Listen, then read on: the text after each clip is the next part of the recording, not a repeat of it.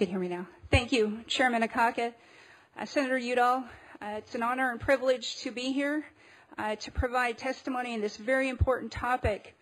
On behalf of the Quinault Indian Nation, we applaud the decision of the United States to support the United Nations Declaration on the Rights of Indigenous Peoples. And I think it's important at this point in time to recognize where we are in history and at this generation. When you think back to centuries of despair, discrimination, the loss of life, resources, by means that, as the earlier panel pointed out, were contrary even to the laws of the United States and unconstitutional.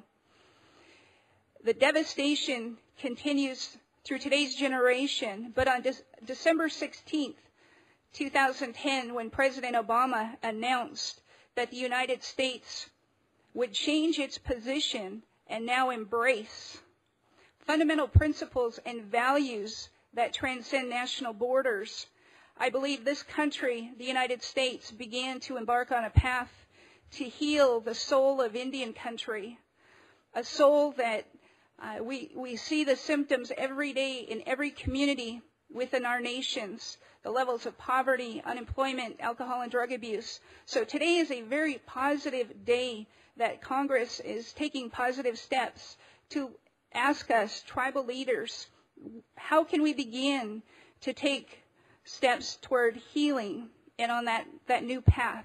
So it's quite remarkable to point out, and we truly appreciate the time we have here today. I'm going to point to 5 specific questions. I have provided written testimony, but I do want to focus on some basic questions that I believe will help this committee and provide some guidance. The first question is, what are the next steps? From the Quinault Nation's perspective, we believe that some of the next steps are for this Congress to adopt policies and legislation that address the notion of free, prior, and informed consent, as well as protections of intellectual property. Throughout my testimony, I will provide some reference to some very specific articles within the Declaration to illustrate these points. The next question that was posed to our nation is, what is good domestic policy? And what are the benefits to tribal governments, communities, and citizens? For us, good domestic policy will recognize and embrace our long and traditional histories, our cultures, our values that are unique to Indian country, and recognize that we do have a unique political relationship with the United States. That is a fundamental principle. The second way that we think good domestic policy can be addressed is to positively recognize, affirm, and protect our jurisdictional sovereign powers.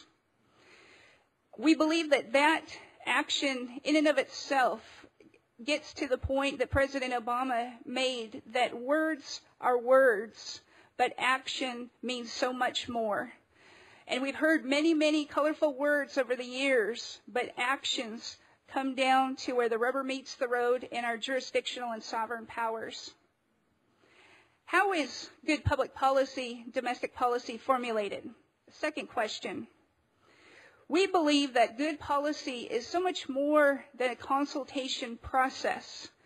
We believe that implementing standards for the UN Declaration means that the United States no longer has the permission nor the power to unilaterally make decisions that affects our lands, our people, and our resources.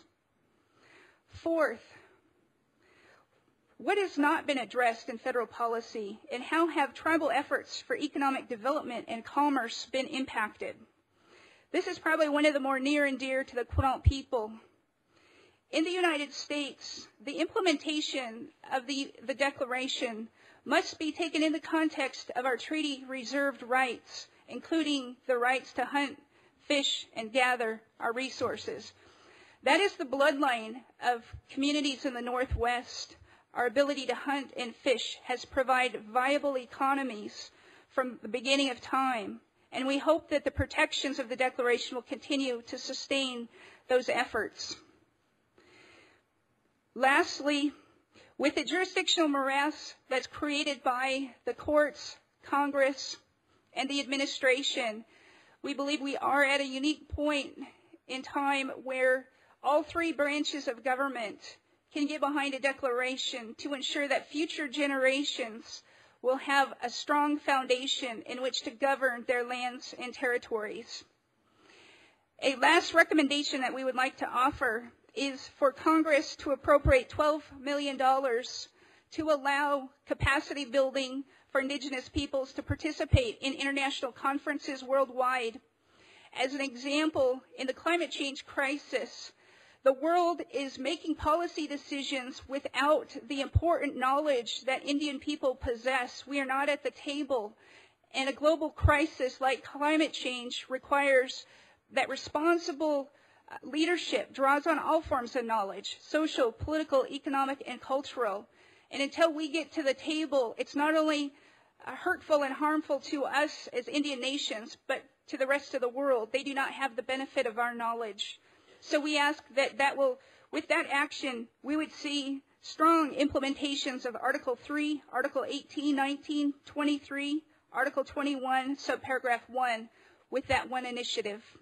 Thank you.